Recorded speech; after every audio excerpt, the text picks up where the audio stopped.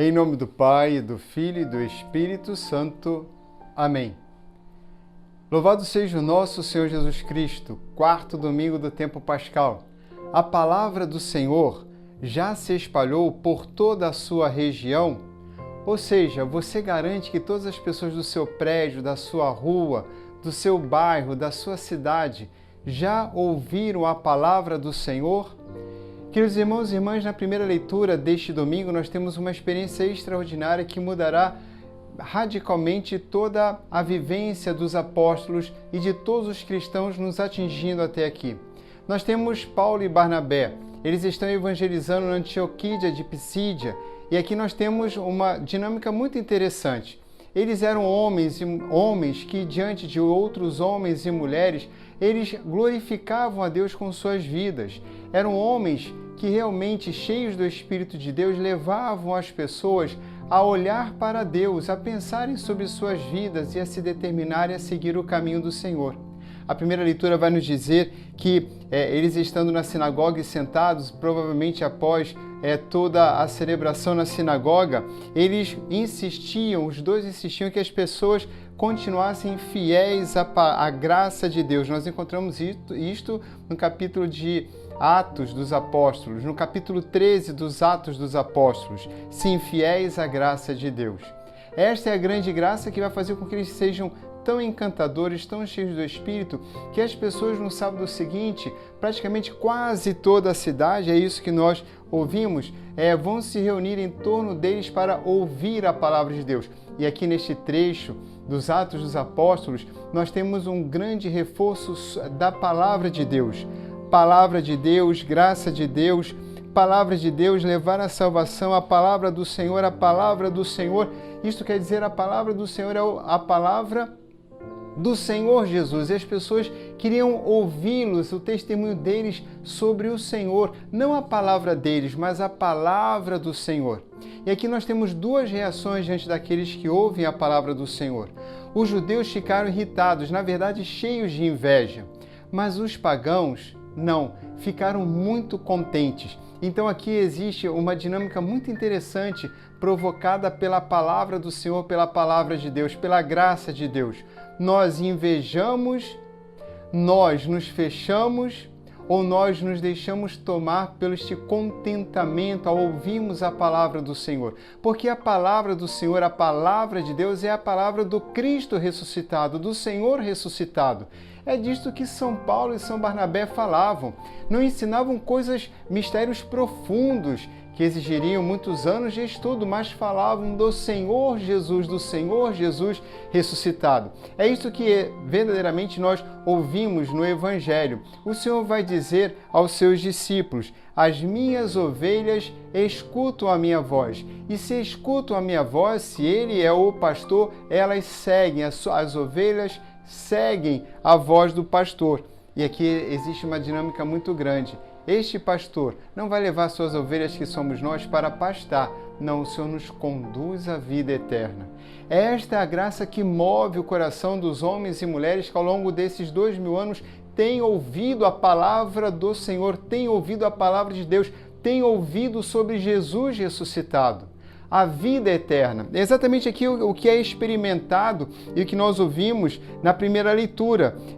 Aqueles que se sentiam indignos e rejeitavam a vida eterna, no caso os judeus, nós temos aqueles que eram chamados a experimentar a salvação, como São Paulo vai dizer, citando a palavra do Senhor: eu te coloquei como luz para nações, para que leves a salvação até os confins da terra. A salvação é a palavra do Senhor. E assim os pagãos ficam contentes, como eu dizia, e glorificavam a palavra do Senhor. Vejam, então nós temos aqui os judeus reagindo com inveja e eles blasfemavam, um coração tomado de sentimentos ruins e negativos. Mas aqueles que aderiam, acolhiam a palavra, eram tomados de um grande contentamento e glorificavam a palavra do Senhor. É assim que a palavra do Senhor, diz o texto, se espalhava por toda a região. Mas, irmãos e irmãs, a palavra do Senhor que nos conduz, nos concede a vida eterna, nos dá a salvação, a palavra do Senhor continua despertando invejas e perseguições, como nós vemos na primeira leitura neste trecho dos Atos dos Apóstolos. Paulo e Barnabé são expulsos das cidades. E quem os expulsam? Aqui vai dizer exatamente mulheres ricas e religiosas e homens influentes da cidade. Os judeus os estimulam a expulsar Paulo e Barnabé. Aqui nós entendemos mulheres ricas e religiosas, homens influentes, poucas pessoas, mas com o poder do mundo. Mas o poder do mundo não tem o poder de deter a palavra do Senhor, de modo algum. Paulo e Barnabé continuam a sua grande obra espalhando a palavra do Senhor, e aqueles que acolheram a palavra do Senhor, o que acontece? Esses ficam cheios de alegria e cheios do Espírito Santo, porque diz a palavra de Deus, os discípulos ficaram cheios de alegria e cheios do Espírito Santo. É o próprio Espírito do Senhor que, manifestando-se através daqueles que anunciam a palavra do Senhor, suscita esta alegria e este enchimento e coragem no coração para anunciarmos com destemor a experiência de amor que nós temos com Jesus, com a sua palavra, com a Eucaristia, no ajuda aos pobres, experiências do Senhor ressuscitado e também na convivência da nossa vida fraterna, das nossas comunidades de fé nas quais nós celebramos os sacramentos. E nisto tudo o Senhor se manifesta, não sem perseguição, como experimentaram Paulo e Barnabé, não sem perseguição como têm experimentado os discípulos ao longo dos séculos. É assim que nós encontramos esta grande multidão de gente, nós ouvimos na segunda leitura no Apocalipse, uma multidão de gente de todos os lugares, de todas as nações, vai dizer então a palavra do Senhor, nações, tribos, povos e línguas que ninguém podia contar. E aqui no Apocalipse, na segunda leitura do livro do Apocalipse, nós encontramos que estes de vestes brancas e com palmas na mão alvejaram as suas roupas no sangue do Cordeiro, ou seja, padeceram, sofreram a perseguição, como viveram o próprio Paulo e Barnabé, e nomemos o Senhor Jesus, como nós também sofremos perseguição por assumirmos Jesus Cristo em nossas vidas por anunciarmos Jesus ressuscitado. Aqui nós encontramos, então, que estes passaram por uma grande tribulação. E aqui existe uma promessa que nós encontramos no livro do Apocalipse. Estes, diante do trono e do Cordeiro que está sentado no trono, nunca mais terão fome, nunca mais terão sede, não lhes molestará o sol e nenhum calor ardente. Vejam quantos cristãos padeceram fome e sede. Quantos cristãos perseguidos ainda hoje por serem cristãos? Sol, desamparo e até mesmo a fogueira. Quantos mártires foram queimados nas fogueiras por anunciarem o Senhor? Então diz aqui, nenhum calor ardente os molestará. Então nós passamos por dificuldades por sermos cristãos, mas elas não nos detêm, apenas aceleram a nossa paixão e o nosso desejo de vivermos a vida eterna no Senhor.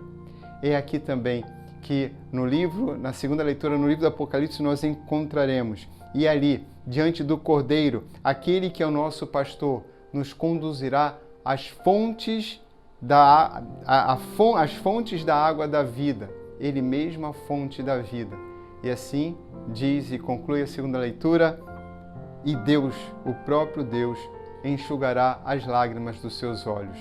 Sim, choramos aqui na terra, mas com a grande alegria e esperança do céu. Essa mesma força que não é apenas uma dinâmica psíquica da mente humana, mas é sobretudo o poder do Espírito Santo em nossas vidas, na certeza do cumprimento desta promessa. Todo o sofrimento na terra, todo o sofrimento por sermos cristãos passará.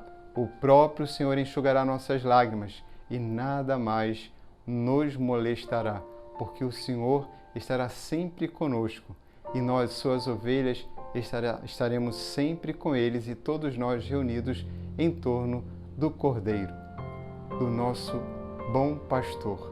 O Senhor esteja convosco. Abençoe-vos o Deus Todo-Poderoso, Pai, Filho e Espírito Santo. Amém. O Senhor, só Ele é Deus, somos o seu povo e seu rebanho.